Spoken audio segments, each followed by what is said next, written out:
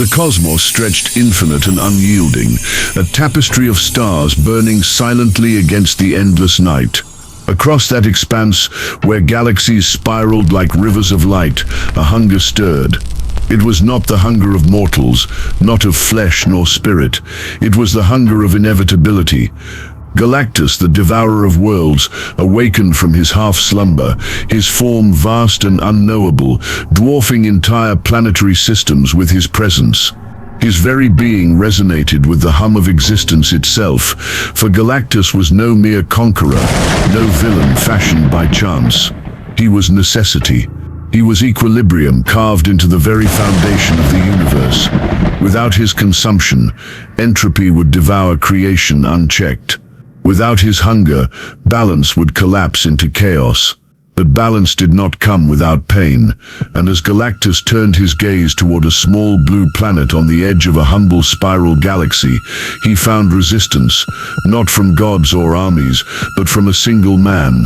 A man who looked unimpressive, bald-headed, plain in attire, almost laughable in the scope of cosmic grandeur. This man was Saitama. To most, he was merely human. To those who witnessed him fight, he was unexplainable. To his enemies, he was the end. Galactus studied him not as one studies an opponent, but as one contemplates a paradox. For here was a being whose strength by every account had no ceiling, a punch that reduced meteors to dust, a blow that transcended the very laws of causality, a spirit so unbothered by the magnitude of his foes that he found no thrill in combat, no joy in victory, only boredom in triumph. To Galactus, who embodied the cold necessities of cosmic law, Saitama was both fascinating and dangerous, for he was not a constant born of universal need, but an anomaly born of narrative mockery.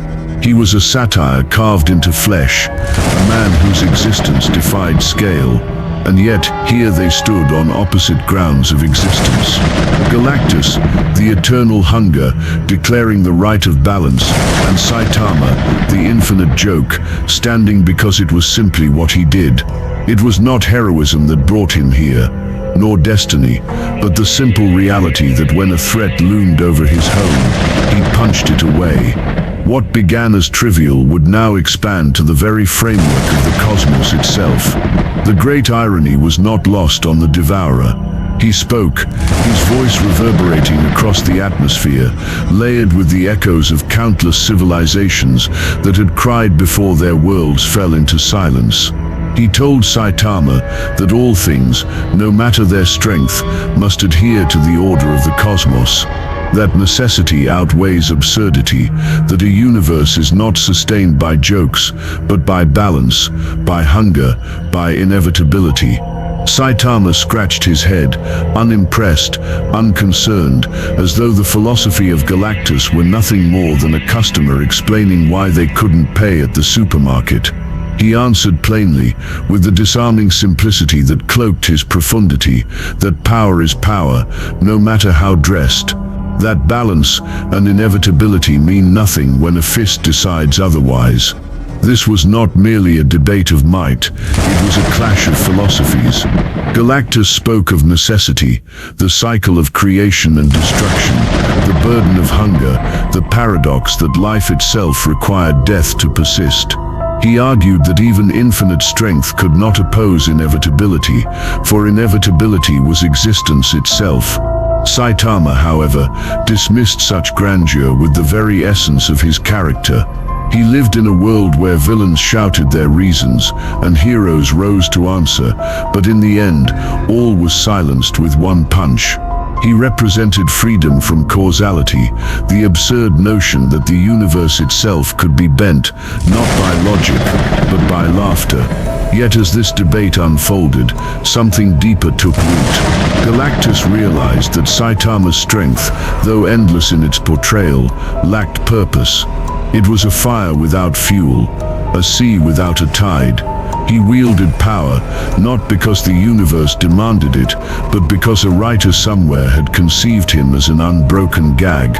Galactus, in his infinite wisdom, saw the flaw. Satire could mock necessity, but never replace it. If Saitama destroyed Galactus, then balance itself would fall, and the cosmos would spiral into collapse. If Galactus devoured Saitama's world, life would suffer, but existence would endure. Thus the philosophical justification took form. Strength without necessity is spectacle, but necessity without strength is inevitability. Galactus was not merely strong, he was required. Saitama was boundless, yet without anchor. The collision of these truths would be the battle to come. Stars shuddered as Galactus extended his hand toward Earth, and the skies cracked with the tremors of an imminent devouring. Saitama rose into the stratosphere, his cape fluttering in the cosmic winds, his expression still one of annoyance, more than determination.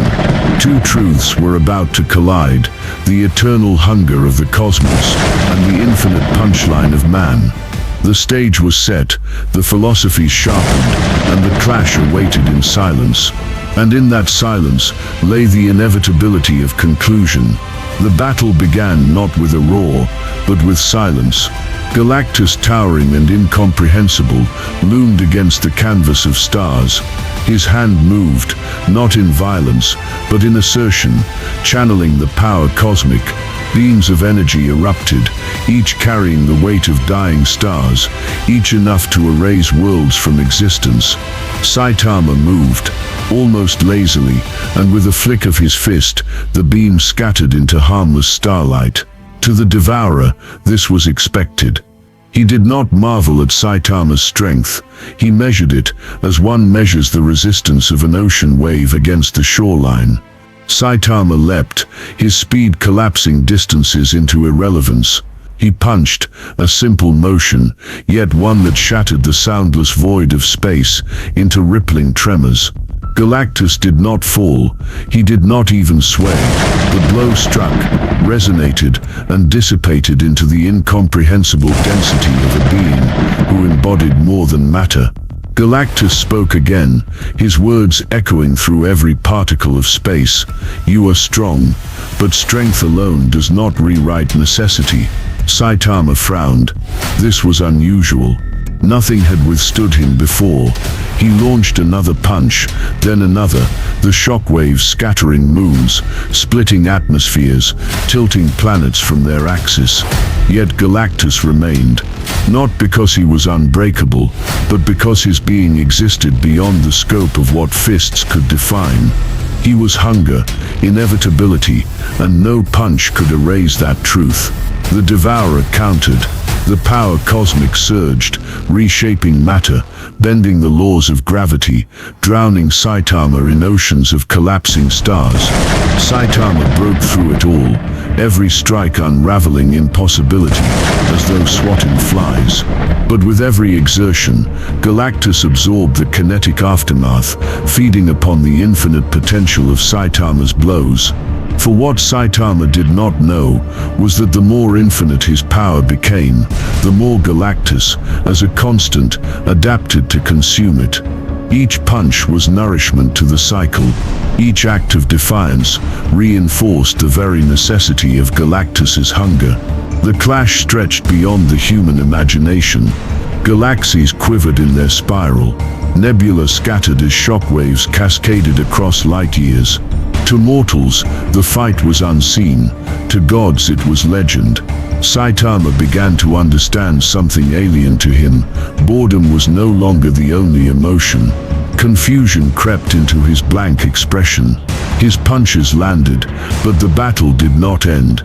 He felt for the first time resistance not in flesh, but in concept. He fought not a being, but inevitability itself. Galactus loomed larger, his presence blotting constellations. He explained not with arrogance, but with solemn truth. You are the anomaly. You are the laughter written into existence. But laughter fades. Stories fade. Necessity endures. My hunger endures. He unleashed a storm of cosmic power, not to destroy Saitama, but to fold him into irrelevance. The bald hero resisted, shattered attacks that could unmake creation, yet with every blow, his strength fulfilled its own undoing. Finally, Galactus extended both hands, channeling the totality of the power cosmic. He did not strike Saitama. He consumed him, not as flesh, not as energy, but as narrative. The anomaly was devoured into balance, the infinite gag reduced into silence. Saitama's fist, raised one final time, dissolved into the void, not defeated by strength, but by inevitability. The battle was over. Galactus did not celebrate. He did not gloat. He turned, his hunger satiated, his necessity fulfilled, and continued into the infinite night. For in the end, power could defy reality, but it could not replace it. The punchline had ended. The hunger endured. Galactus had won.